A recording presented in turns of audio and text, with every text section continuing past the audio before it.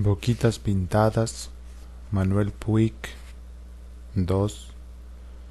Boquitas azules, violáceas, negras. 16ª entrega. Sentir que es un soplo la vida, que 20 años no es nada, que febril la mirada, errante en la sombra, te busca y te nombra. Alfredo Lepera. Aviso fúnebre. Nélida Enriqueta Fernández de Maza, que en paz descanse, falleció el 15 de septiembre de 1968. Su esposo, Donato José Maza, sus hijos Luis Alberto y Enrique Rubén, su hija política Mónica Susana Schulz de Maza, su nieta María Mónica, su futura hija política Alicia Caracciolo, su padre político Luis Maza, ausente, sus hermanos políticos Esteban Francisco Maza y Clara Maza de Iriarte, ausentes, sobrinos y demás deudos, invitan a acompañar sus restos al cementerio de la Chacarita hoy a las 16 horas. Nélida Enriqueta Fernández de Maza, que en paz descanse, falleció el 15 de septiembre de 1968. La razón social inmobiliaria Maza y compañía invita a acompañar sus restos al cementerio de la Chacarita hoy a las 16 horas. El día jueves 15 de septiembre de 1968, a las 17 horas, Nélida Enriqueta Fernández de Maza dejó de existir después de sufrir las alternativas de una grave dolencia. Contaba 52 años de edad. Hacía algunos meses que no dejaba su lecho, pero solamente en los últimos días había vislumbrado su próximo fin. El día anterior a su muerte recibió la extrema unción, después de lo cual pidió quedar a solas con su esposo. Salieron de la habitación su hijo mayor, el doctor en medicina Luis Alberto Maza, y su hija política, la cual atendía a la enferma desde que los análisis revelaron un tumor canceroso en la columna vertebral. Hijo y nuera acompañaron al sacerdote y su monaguillo hasta la puerta y después se dirigieron a la cocina, donde la nieta de 2 años tomaba un vaso de leche con vainillas bajo la vigilancia de la mucama. Ésta les ofreció café y aceptaron. Cuando Nené quedó a solas con su esposo, aliviada por la morfina pero algo aletargada, le explicó con dificultad que en ocasión de comprar el departamento de propiedad horizontal que ocupaban desde hacía 12 años, al entrevistarse con el escribano para la firma de ciertos papeles, ella le había confiado secretamente un sobre. Este contenía indicaciones acerca de su última voluntad y algunas cartas de 30 años atrás. El documento establecía en primer término que se negaba a ser cremada y después exigía que en el ataúd entre la mortaja y su pecho se colocara el fajo de cartas ya nombrado. Pero dicho pedido debía ser cambiado en lo que atañía a las cartas. Ahora su deseo era que en el ataúd le colocaran dentro de un puño otros objetos, un mechón de pelo de su única nieta, el pequeño reloj pulsera infantil que su segundo hijo había recibido como regalo de ella al tomar la primera comunión, y el anillo de compromiso de su esposo.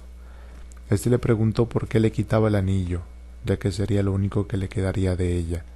Nené respondió que deseaba llevarse algo de él, y no sabía por qué le pedía el anillo en particular, pero se lo pedía, por favor. Además quería que las cartas guardadas por el escribano fueran destruidas y su esposo mismo debía hacerlo, pues ella temía que alguien joven e insolente un día las leyera y se burlase. Su marido prometió satisfacer todos los pedidos. Al poco rato entró en la habitación el segundo hijo, ingeniero civil Enrique Rubén Maza, con su prometida Alicia Caracciolo.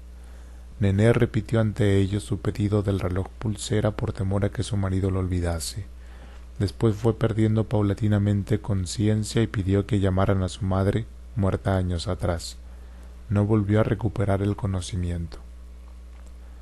El ya mencionado día jueves 15 de septiembre de 1968 a las 17 horas, el nicho del cementerio de Coronel Vallejos, donde descansaban los restos de Juan Carlos Etchepare, presentaba sus 2 floreros habituales sin flores. El cuidador había quitado recientemente 2 ramos marchitos. Una nueva placa recordatoria se había agregado a las antiguas, rectangular, con un dibujo en relieve representado el sol naciente o poniente a ras del mar y a un lado la siguiente inscripción: Juan Carlos, todo bondad. Hoy, 20 años que te fuiste de nosotros. Tu hermana que no te olvida, Celina. 18-4-1967. Los demás nichos del paredón estaban ocupados, y a uno de los lados se habían levantado 2 paredones más. Entre otros se leían los siguientes nombres: Antonio Sáenz, Juan José Malbrán, Leonor Saldívar de Chepare, Benito Jaime García, Laura Pozzi de Baños, Celedonio Gorostiaga, etc. El ya mencionado día jueves 15 de septiembre de 1968, a las 17 horas, María Mabel Sáenz de Catalano se aprestaba a recibir en su casa al último alumno del día. Todas las tardes, después de ejercer como maestra del turno de mañana en un colegio privado del barrio de Caballito, daba a domicilio clases particulares para niños de los grados primarios. Sonó el timbre y su hija María Laura Catalano de García Fernández, de 24 años de edad, abrió la puerta. Entró una niña alumna quien divisó en un rincón de la sala al nieto de su maestra y pidió permiso para levantarlo en brazos. Mabel miró a su nieto Marcelo Juan, de 2 años de edad, con las extremidades izquierdas dentro de aparatos ortopédicos, sonriendo en brazos de la alumna. Había sido atacado de parálisis infantil y Mabel, a pesar de contar con la jubilación correspondiente a sus 30 años como maestra de escuela pública, trabajaba todas las horas posibles para ayudar a solventar los gastos médicos. Su nieto estaba en tratamiento con los mejores especialistas. El ya mencionado día jueves 15 de septiembre de 1968 a las 17 horas, los despojos de Francisco Catalino Páez yacían en la fosa común del cementerio Coronel Vallejos. Sólo quedaba de él su esqueleto, y se hallaba cubierto por otros cadáveres en diferentes grados de descomposición, el más reciente de los cuales conservaba aún el lienzo en que se los envolvía antes de arrojarlos al pozo por la boca de acceso. Esta se encontraba cubierta por una tapa de madera que los visitantes del cementerio, especialmente los niños, solían quitar para observar el interior. El lienzo se quemaba poco a poco en contacto con la materia putrefacta y al cabo de un tiempo quedaban al descubierto los huesos pelados. La fosa común se hallaba al fondo del cementerio, lindante con las más pobres sepulturas de tierra. Un cartel de lata indicaba osario y diferentes clases de yuyos crecían a su alrededor. El cementerio, muy alejado del pueblo, estaba trazado en forma de rectángulo y lo bordeaban cipreses en todo su contorno. La higuera más próxima se encontraba en una chacra situada a poco más de 1 kilómetro, y dada la época del año, se la veía cargada de brotes color verde claro. El ya mencionado día 15 de septiembre de 1968, a las 17 horas, Antonia Josefa Ramírez, viuda de Lolo Diego, se trasladaba en sulky desde su chacra hasta el centro comercial de Coronel Vallejos, distante 14 kilómetros. La acompañaba su hija Ana María Lodiego, de 21 años de edad. Se dirigían a las tiendas para continuar con las compras del ajuar de la muchacha, próxima a casarse con un tambero vecino. Raba sentía mucha alegría de ir al pueblo, donde vivían sus 4 hijastros, ya padres de 11 niños que la llamaban abuela, pero su mayor satisfacción consistía en visitar a su hijo Pancho, instalado en un chalet de construcción reciente. Raba preguntó a Ana María si convendría más comprar las sábanas y toallas en Casa Palomero o en Alvarado Argentino. Su hija contestó que no compraría lo más económico sino lo que más le gustase. En sábanas y toallas no quería ahorrar. Raba pensó en Nené, la empaquetadora, a quien no veía desde hacía tanto tiempo, cuando la fue a despedir a la estación de tren en Buenos Aires, 30 años atrás. Pensó en que si Nené hubiese estado en Vallejos, la habría invitado para el casamiento de su hija. Después pensó en Panchito y en la bolsa de legumbres y el cajón de huevos que le llevaba de regalo. Panchito tenía una casa nueva y Ana María estaba por casarse, pensó con satisfacción Raba.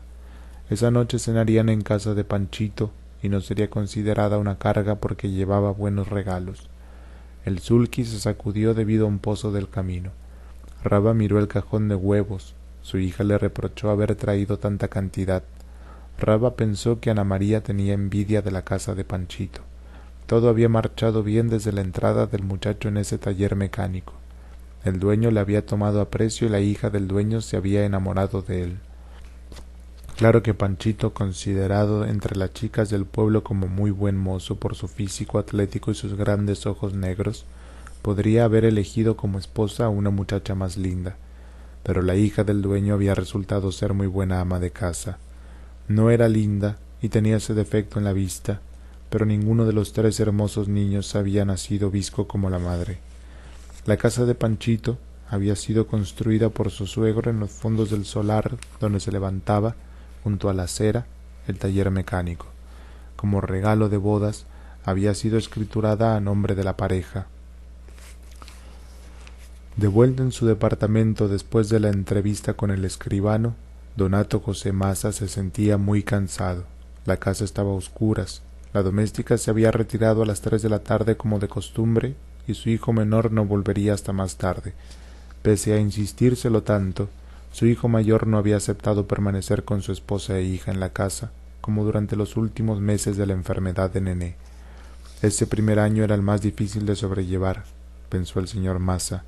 Después su hijo soltero se casaría y traería a su esposa a vivir a ese departamento demasiado grande para 2 hombres solos.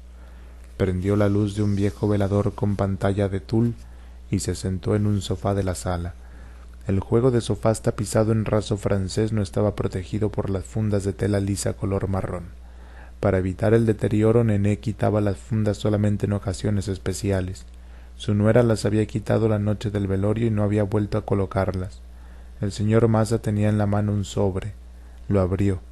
Adentro había 2 grupos de cartas, uno atado con cinta celeste y otro atado con cinta rosa. Notó enseguida que el de cinta rosa tenía letra de Nené. Desató el de cinta celeste y desplegó una de las cartas, pero solo leyó unas pocas palabras. Pensó que Nené sin duda desaprobaría esa intromisión. Miró el raso de los sofás, parecía nuevo, y eran casi imperceptibles las manchas de café y licores producidas la noche del velorio. La casa estaba en silencio. Pensó que Nené había dejado un vacío en la casa que nadie llenaría. Recordó los 2 meses que habían estado separados a raíz de un incidente penoso, muchos años atrás. No se arrepentía de haber superado todo orgullo para ir a buscarla a Córdoba, donde ella se había refugiado con los 2 hijos. Frente al incinerador del piso, instalado a un lado del ascensor, colocó las cartas en el sobre y las arrojó por el tubo negro. Las cartas atadas con la cinta rosa cayeron al fuego y se quemaron sin desparramarse.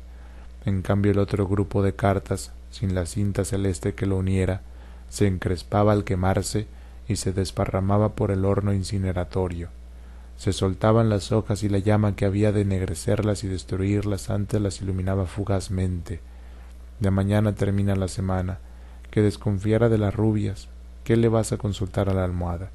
Unas lagrimitas de cocodrilo. Al cine, ¿quién te va a comprar los chocolatines? Nada de malas pasadas porque me voy a enterar. Te ves hasta que le digas basta, Juan Carlos. Por ahí me voy a enfermar de veras, de mala sangre que me hago. Cuando se desocupa una cama es porque alguien se murió. Te juro, rubia, que me voy a conformar con darte un beso. No digas a nadie ni en tu casa que vuelvo sin completar la cura. Yo hoy hago una promesa y es que me voy a portar bien de veras. Muñeca, se me termina el papel, porque ahora siento que te quiero tanto. Mira, rubia, ya de charlar un poco con vos me siento mejor. ¿Cómo será cuando te vea? Te quiero como no he querido a nadie. También hay un hospital en Cosquín. Ni bien tenga más noticias te vuelvo a escribir. El agua del río es calentita. Vos también estás lejos. Pero cada vez que leo tu carta me vuelve la confianza.